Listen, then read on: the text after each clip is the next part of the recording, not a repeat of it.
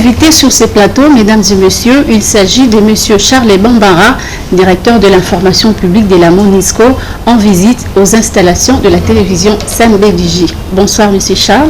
Bonsoir et bonsoir à tous vos auditeurs et à toutes vos auditrices. Merci. D'abord, l'actualité oblige. Le Conseil de sécurité vient de renouveler le mandat de la MONUSCO pour une année. Qu'est-ce que le peuple congolais peut attendre de ce nouveau mandat? Ce nouveau mandat, la 2277, renforce en fait la mission de la MONUSCO ici en RDC. Pourquoi? Parce qu'elle nous demande de travailler encore plus sur les questions de protection des civils à l'est du pays, où vous savez, des violences continuent, malgré les efforts des FARDC et de la MONUSCO bien entendu, pour enrayer de la carte, c'est vrai, ces groupes armés que sont les FDLR, les ADF et les autres groupes Maïmaï. Et nous demande aussi de faire un effort pour stabiliser le pays et de l'accompagner dans ce processus électoral qui a commencé et qui peine un peu à se définir, vu un peu les contradictions qu'il y a entre la mouvance présidentielle et les partis d'opposition, ou en tout cas un certain nombre de partis d'opposition. Et nous voulons, et le Conseil nous demande de mettre l'accent en tout cas pour accompagner ce processus électoral-là afin qu'il puisse voir le jour avec la médiation de l'Union africaine et toute la communauté internationale. Et cette résolution insiste sur la tenue des élections dans les délais et du dialogue national. Pourquoi cette insistance du Conseil de sécurité? Ce n'est pas une insistance, c'est ce que une partie de la classe politique congolaise souhaite. Beaucoup ont effectivement émis le vœu qu'avant les élections, il puisse y avoir concertation, dialogue national. Et je crois que le secrétaire général des Nations Unies, M. Ban Ki-moon, lors de son passage ici, a réitéré de façon ferme en disant que il croyait effectivement que ce dialogue national pouvait, et si toutes les parties prenantes, aux discussions politiques étaient impliquées, pouvait en fait donner une sorte de feuille de route pour l'ensemble de cette classe politique afin que les élections puissent se dérouler dans un climat apaisé. C'est ce que tout le monde souhaite et c'est pour cela que Ban Ki-moon, et d'ailleurs cette résolution 2277 du Conseil de sécurité des Nations Unies, demande instamment à la classe politique, pas seulement à la majorité présidentielle, pas seulement à l'opposition, mais à l'ensemble de la classe politique, de se mettre d'accord sur cette feuille de route qui pourrait donc accompagner ce processus électoral afin que nous ayons des élections transparentes dans un climat apaisé qui satisfasse un peu tout le monde. Est-ce que le Conseil tient compte des défis logistiques que la CENI a présentés tout récemment au cours d'une réunion avec ses partenaires internationaux? Ces défis existent, je crois que les techniciens des élections le savent. Les techniciens de l'OIF le savaient aussi et qui ont estimé aussi que les élections pouvaient se tenir dans les délais. Et nous voulons nous réaffirmer que ce n'est pas nous qui imposons ce délai, c'est la Constitution congolaise qui l'impose elle-même. Et la Constitution congolaise dit effectivement qu'à partir de la fin de cette année, il doit y avoir effectivement un changement à la tête du pays. Nous voulons mettre en œuvre, l'appui de la communauté internationale, l'appui logistique comme nous le demande cette résolution, l'appui technique comme le demande cette résolution pour accompagner les efforts de la CENI afin que ces délais puissent être respectés. Nous pensons que si il y a cette volonté politique autour de ce processus électoral, ce délai peut vraiment être respecté. Il n'y a pas de raison qu'elle ne puisse pas être respectée puisque la communauté internationale est décidée à mobiliser tous les moyens financiers, techniques, logistiques pour que cela soit une réalité. Est-ce que les relations avec le gouvernement sont bonnes concernant le retrait des casques bleus sur le sol congolais? Des discussions se sont engagées, comme vous le savez, au sein du dialogue stratégique avec le gouvernement et ces discussions se passent plutôt bien.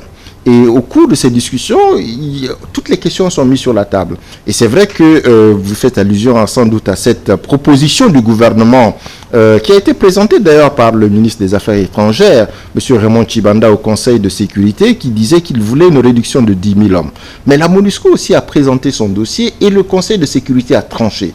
Non pas en faveur de la MONUSCO ou contre le gouvernement, mais en prenant en compte les réalités de terrain. Le Conseil, dans cette résolution, dit qu'il constate malheureusement que les violences dans l'Est du pays continuent. Il constate également que les violations des droits de l'homme continuent dans l'Est du pays. Et en fonction de ça, le Conseil dit simplement, nous allons réduire la force de la présence de la MONUSCO sur le terrain de façon concomitante avec j'allais dire, la diminution des menaces dans l'est du pays. Plus les menaces diminuent à l'est du pays, plus la MONUSCO va diminuer sa présence et entrevoir sa stratégie de sortie du pays. Voilà un peu ce que le Conseil a dit dans cette résolution et nous pensons que cela va dans le bon sens car beaucoup d'experts le disent au niveau de la communauté internationale. Il n'est pas question que la communauté internationale abandonne aujourd'hui la RDC en disant tout est réglé et qu'une année ou 2 années, on rappelle cette communauté internationale pour dire mais vous avez laissé des problèmes qui ne sont pas réglés, il faut ramener une force militaire ici. Et à quand la reprise des opérations pour traquer les FDLR? La reprise a été annoncée conjointement, j'allais dire, par les autorités congolaises et par la MONUSCO. Un accord a été signé pour que cette reprise des opérations conjointes puisse avoir lieu dès que possible. Il semble que sur le terrain, les forces de la MONUSCO et les forces de FARDC travaillent déjà main dans la main, par exemple justement à Béni, dans la province aussi du Nord Kivu de façon générale, dans les territoires de Rutshuru, Walikale, etc.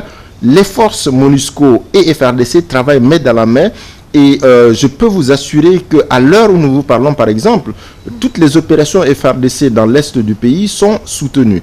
Mais nous voulons voir une généralisation des opérations contre les groupes armés, FARDC, MONUSCO, afin que ce soutien de la MONUSCO puisse monter en puissance au bénéfice des FARDC, afin d'enrayer tous ces groupes armés qui, malheureusement, une fois de plus, font des exactions contre les populations, enlèvent des gens, brûlent les villages, déciment les populations, violent, brûlent, etc. C'est pas normal et il faut que cela s'arrête. Et plus tôt ça s'arrête, mieux ça vaut.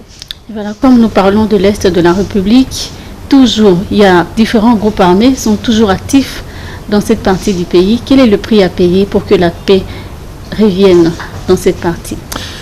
Il n'y a pas de prix à payer. Ces groupes sont des groupes terroristes, sont des groupes de bandits. Il faut juste les enrayer de la carte de la RDC et nous pensons que cela est possible. Nous sommes déterminés à le faire car vous savez que la brigade d'intervention des Nations Unies, de la MONUSCO en tout cas, est présente justement dans cette partie du pays avec beaucoup de détermination.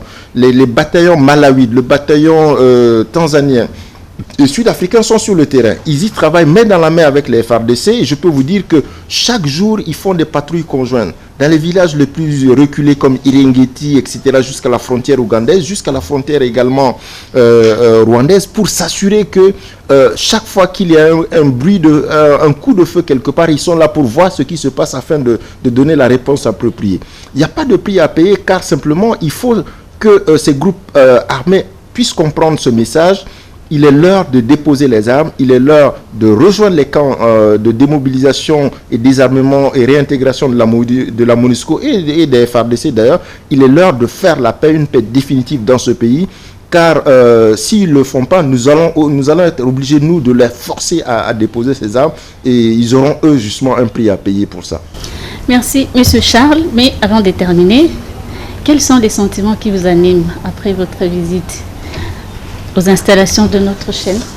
Nous avons été agréablement surpris. C'est une chaîne que nous connaissions de nom.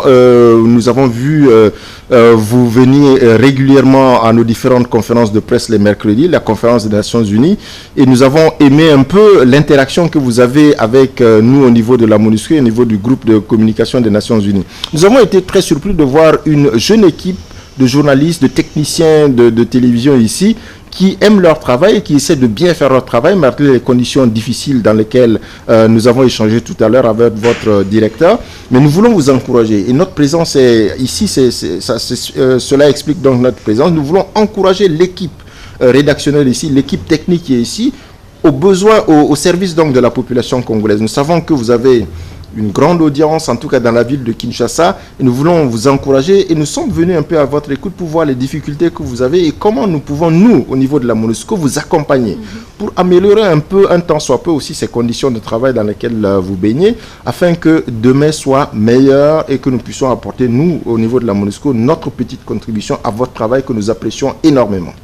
Merci beaucoup. Vive le partenariat CMB-Digi Télévision et la MONUSCO. Merci bien. Mesdames et messieurs, nous avons reçu sur ce plateau M. Charles Bambara, directeur de l'information publique de la MONUSCO, en visite aux installations de la télévision CMB-Digi. Merci de nous avoir suivis et je vous retrouve très prochainement.